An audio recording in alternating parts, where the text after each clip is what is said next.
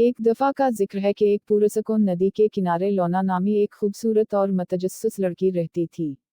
उसने अपने दिन दरिया के किनारे की तलाश में, मछलियों को तैरते हुए देखने और अपने इर्द गिर्द की दुनिया के बारे में सीखने में गुजारा।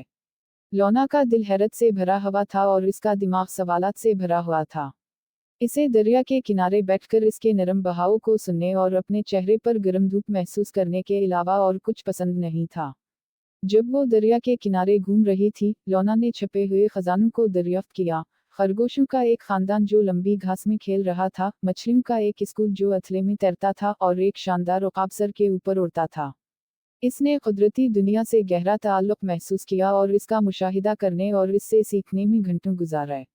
एक दिन, जब वो पहले से कहीं ज्यादा घूम रही थी, लौना एक आबिशार के पीछे छपी हुई गार से ठोकर खा गई।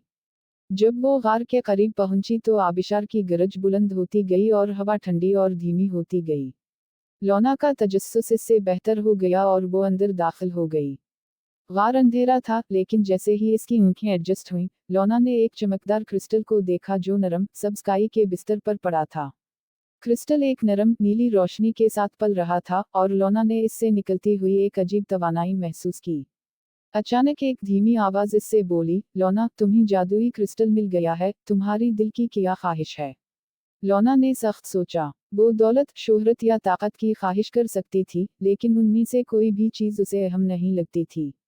इसने गार के इर्द गिर्द देखा और दरिया और इसकी मखलूक के बारे में सोचा। फिर वो बिल्कुल जानती थी कि वो क्या चाहती है। इन्होंने कहा, मैं दरिया के किनारे एक खूबसूरत बाग की ख्वाहिश रखती हूँ। उसने कहा, जहाँ तमाम मखलूक़ात को खुराक और रहाइश मिले। मैं चाहती हूँ कि ये अमन और खूबसूरती की जगह हो, जहाँ हर कोई तरक्की कर सके।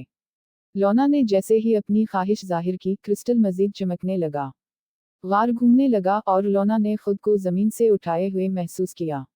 जब घूमना बंद हुआ, लौना ने खुद को बाहर पाया, लेकिन कुछ मुख्तलिफ था। दरिया का किनारा बदल गया। मुतहर्रिक फूल खले और दरख्तों पर रसीले फल लगे। परिंदे मीठी धुनी गाते थे और मछलियां क्रिस्टल साफ पानी में तैरती थीं।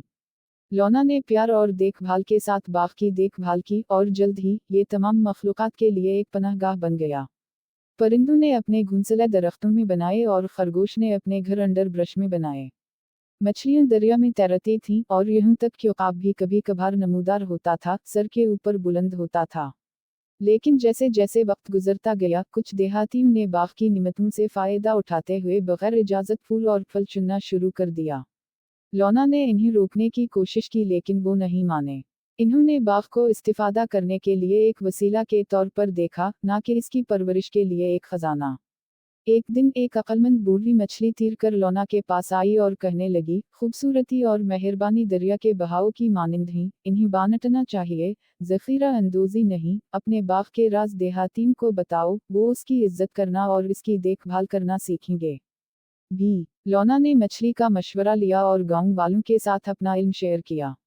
इसने इन्हें तमाम जानदारों के बाहमी रब्त और कुदरती दुनिया की देखभाल की अहमियत के बारे में सिखाया। आहिस्ता आहिस्ता लेकिन यकीनी तौर पर, गांव वाले बाग की खूबसूरती को समझने और इसकी तारीफ करने लगे। एक साथ वो बाग की देखभाल करते थे और ये और भी फला फूला।